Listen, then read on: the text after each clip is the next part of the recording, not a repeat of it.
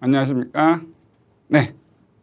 에듀윌에 처음 와서 지금 감정평가 관계법규 강의를 하게 되는 김정일 변호사입니다. 제 소개는 나무위키의 김정일 변호사라고 찾아보시면 자세히 나왔겠습니다만은 98년도 40회 사법고시, 그 다음에 사법연수원 31기를 나와서 남부지검에서 검사 한 1년 정도 하다가 바로 이제 로펌으로 가서 변호사 3년 정도 하다가 강의에만 전념을 해가지고 사법시험, 5급 공채, 변호사 시험, 세무사, 행정사 여러 가지 그 행정법 강의를 많이 했고, 그 다음에 대학 특강도 그 양력에 대충 나와 있겠습니다만은 굉장히 강의를 오래 했습니다. 그래서 아마 실제로 그 강의하시는 분 중에 저보다 나이 많으신 분은 계시겠지만 저보다 강의 경력이 오래되신 분은 별로 많지는 않을 거라 봐요. 저는 이제 98년도부터 강의를 시작했고 쭉 행정법을 강의를 했습니다.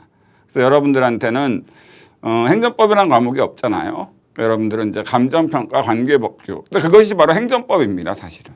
그리고 여러분들은 또 그 2차 시험으로 봐야 되는 게 보상법규라는 파트가 있죠. 그것도 결국 행정법이거든요. 그래서 이제 그런 부분들에 대해서 제가 여러분들한테 이제 강의를 하게 될 텐데, 제 강의 경력이나 변호사로서의 어떤 경력, 여러 가지를 봤을 때 제가 여러분들한테 장담 드릴 수 있는 거는 첫 번째로 우주에서 가장 쉬운, 그러니까 행정법, 법학, 그 다음에 감정평가 관계법규, 이 모든 거를 우주에서 가장 쉽고 이해하기 편하게 그렇게 강의를 하겠다. 이 부분에 대해서는 제가 확실하게 말씀드릴 수 있을 것 같아요.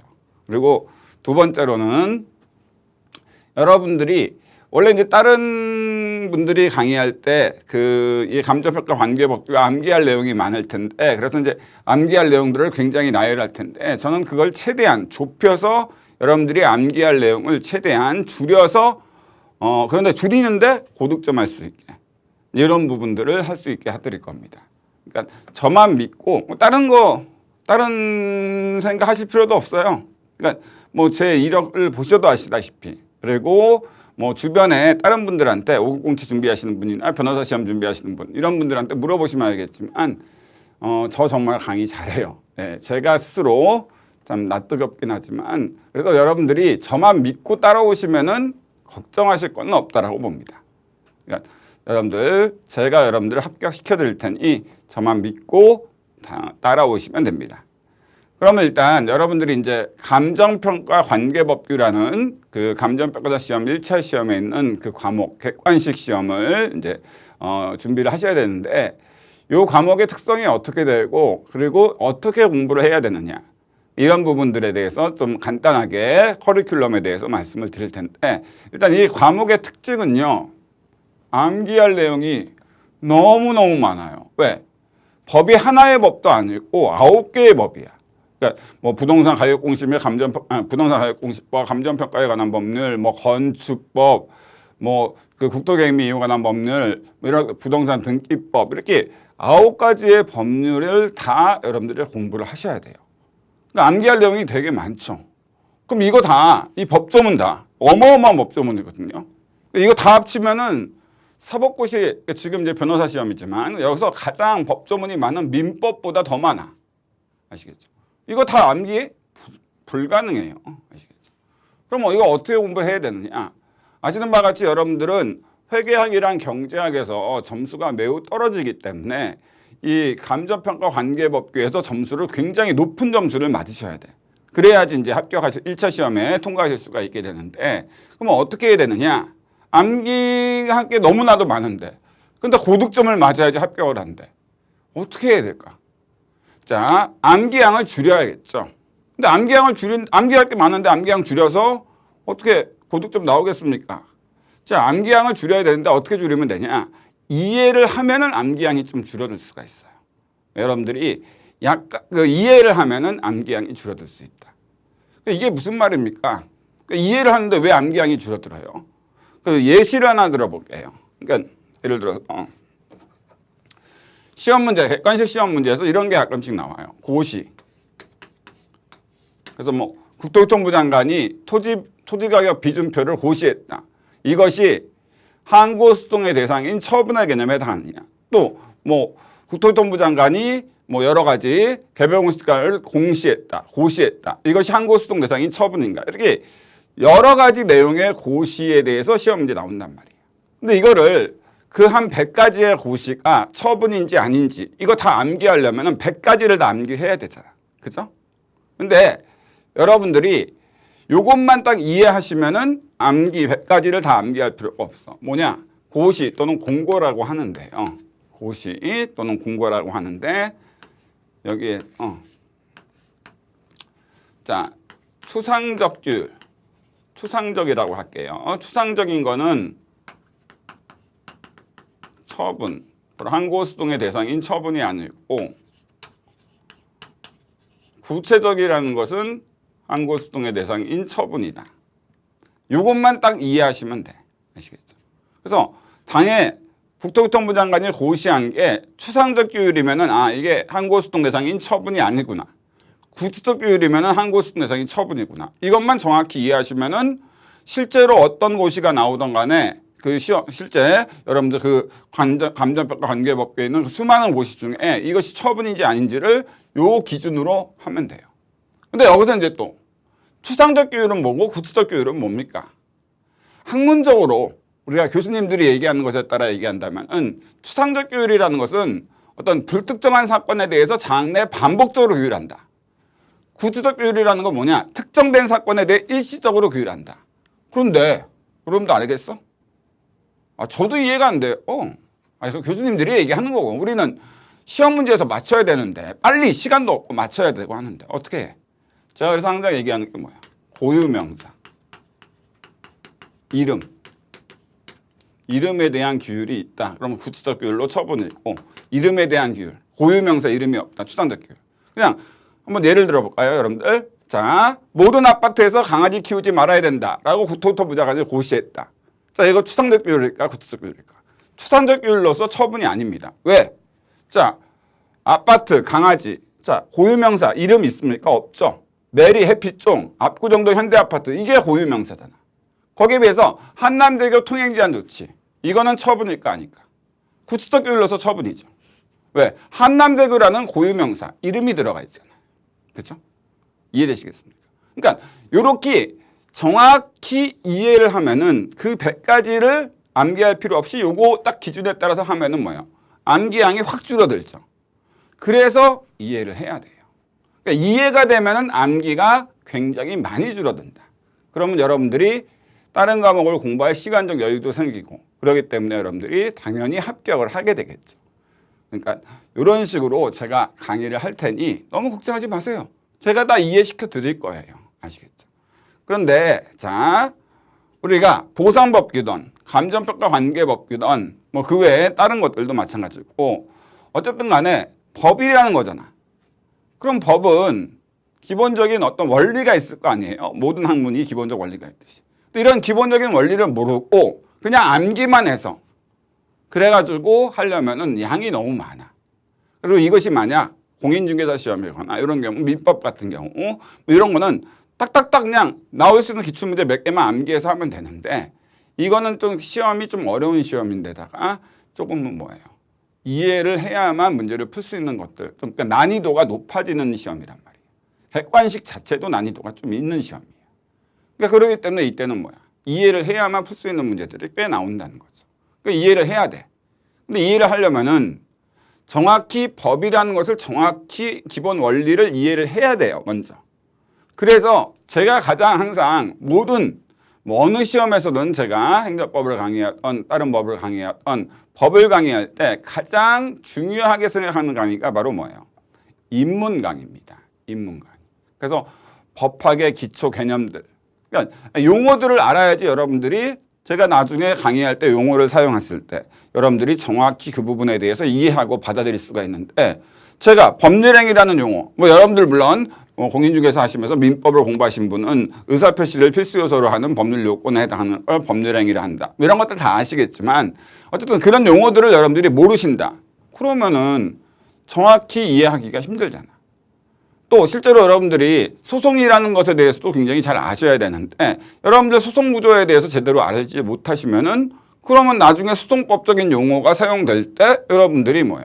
정확히 이해할 수가 없고 그리고 암기도 이해가 안 됐으니까 뭐예요? 암기하는 것도 쉽지가 않게 되겠죠. 그렇죠? 그렇기 때문에 여러분들 이 입문 강의에서 제가 법학의 기초 개념, 그 다음에 소송법의 기초 개념, 그 다음에 그 감정평가 관계법규랑 그 다음에 2차 과목인 감정평가사 시험의 2차 과목인 보상법규 요 두 가지에 모두 관통되는 행정법의 기초이론을 아주 상세하게 강의를 할 겁니다.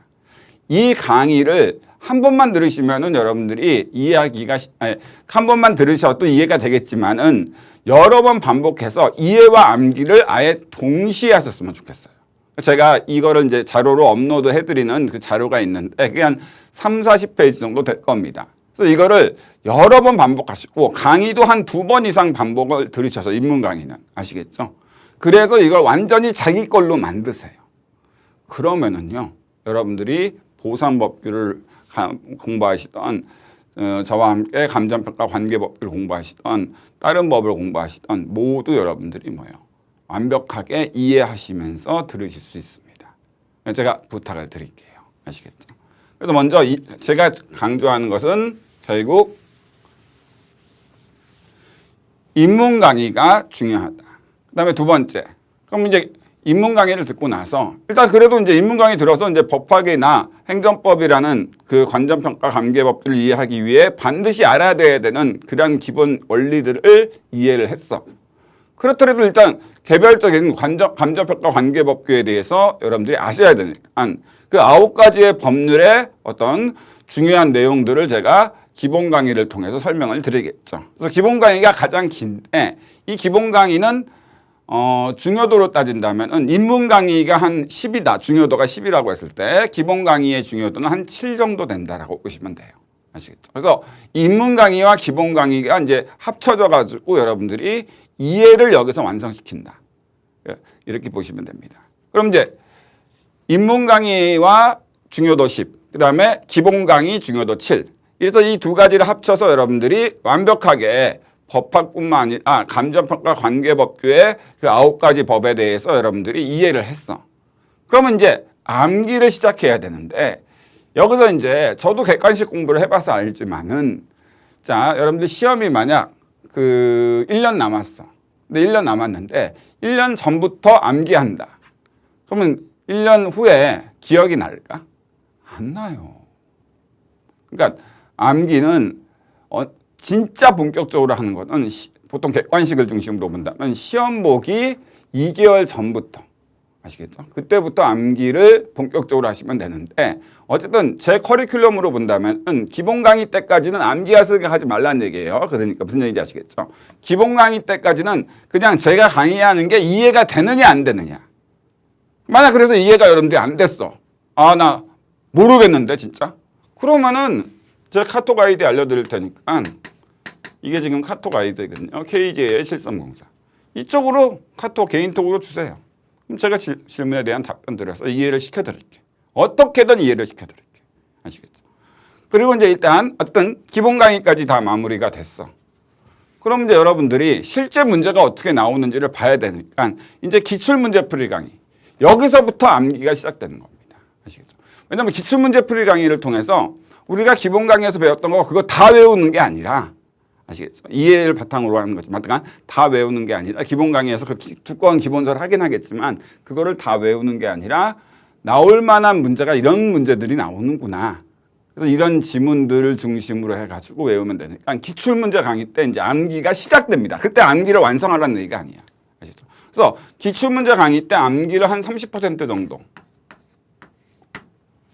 딱 해놔요. 그래서 기출문제를 풀어보면서 저랑 같이 제가 강의하는 대로 하면서 이거는 중요한 지문, 이건 반복적으로 나온 지문이니까 이건 꼭 알아두셔야 됩니다. 이런 식으로 해가지고 제가 또 이거는 이 지문은 내년에 반드시 나올 거니까 요거는 체크를 따로 해놓으세요. 이렇게 해가지고 기출문제집을 제가 딱 여러분들이 암기하기 편하게 딱 정리를 해드릴 겁니다. 그래서 이때 이제 30%. 아시겠죠? 그러면 이제 그 다음에는 뭐냐? 바로 이제 단원별 문제풀이 모의고사랑 그 다음에 마무리 특강인데 이때 암기를 거의 90%. 자, 아시겠죠? 근데 여기서 이제 중요한 거는 자, 여기서 이제 첫 번째로 제가 이제 공부를 많이 해봐서 저도 아니까 아시겠죠? 그런데 자, 암기할 책이 기출문제집이 있고 뭐 단원별 모의고사 책이 있고 그 다음에 그 마무리 특강 핵심 정리집이 있고 그러면 암기할 책이 뭐 3가지나 있습니까라고 하는데 제가 말씀드릴게요. 딱 자, 기출문제집으로 암기합니다. 저는 아시겠죠? 기출문제집으로 암기해요. 다른 거는 물론 제가 웬만하면은 교재를 만들어서 하긴 하겠습니다만은 어쨌든 여러분들이 기본이 되는 암기는 기출문제집으로 암기합니다. 아시겠죠? 왜? 그 문제의 지문을 외워야지 실제로 그 지문이 나왔을 때 여러분들이 풀 수 있지 핵심 정리집이나 또는 요약 정리집 그걸로는 여러분들이 실제로 그거 외웠다 하더라도 실제로 지문이 약간 돌려서 나오면은 여러분들 틀릴 확률이 높아요. 그렇기 때문에 결국 무슨 얘기냐? 기출문제집으로 쭉 암기가 이루어진다. 물론 단원별 모의고사도 할 거고 그다음에 핵심 정리도 하긴 하겠습니다만 여러분들은 저와 함께 기출문제 강의에서 했던 내용을 다시 한번 단원별 모의고사랑 핵심 정리 강의 그다음에 마무리 특강 이때 같이 다시 한번 또 확인해서 기출문제집을 뭐예요? 한번 제 강의를 들으시면서 한 10번 정도 보신다고 생각하시면 됩니다. 그리고 10번 정도 보시면은요. 하나의 책을 동일한 책을 10번 정도 본다. 그것도 중요한 부분 딱딱 체크하면서 형광펜 4개 사가지고 제가 어떻게 이거는 어떤 색을 그으세요. 이렇게 다 정리 일일이 해드릴 겁니다. 아시겠죠? 자, 그렇게 되면 어떻게 되느냐. 모든 기억이 다 납니다. 아시겠죠? 10번 보는데 기억이 안 날 리가 없어. 아시겠죠? 그래서 어쨌든 뭐 다른 거 필요 없고 제가 어떻게 강의할 것이고 여러분들한테 어떠한 효과가 주어질 것인가 이런 부분에 대해서 간단하게 말씀드렸습니다만은 뭐 저는 자신 있어요. 네, 저는 여러분들을 합격을 시킨다. 이 부분에 대해서는 저는 그 제 강의를 듣고 합격한 수많은 그 사법시험 그 합격생들이나 5급 공채 시험 합격생들, 그 다음에 변호사 시험 합격생들, 그 다음에 뭐 7급이나 이런 합격생들이 있기 때문에 여러분들은 더욱더 합격을 시킬 것을 제가 약속을 드릴 수 있습니다. 아시겠죠? 그러니까 저만 믿고 오세요. 다른 거 다 필요 없고 저만 믿으십시오. 제가 여러분들 반드시 합격을 시켜드릴 겁니다. 감사합니다.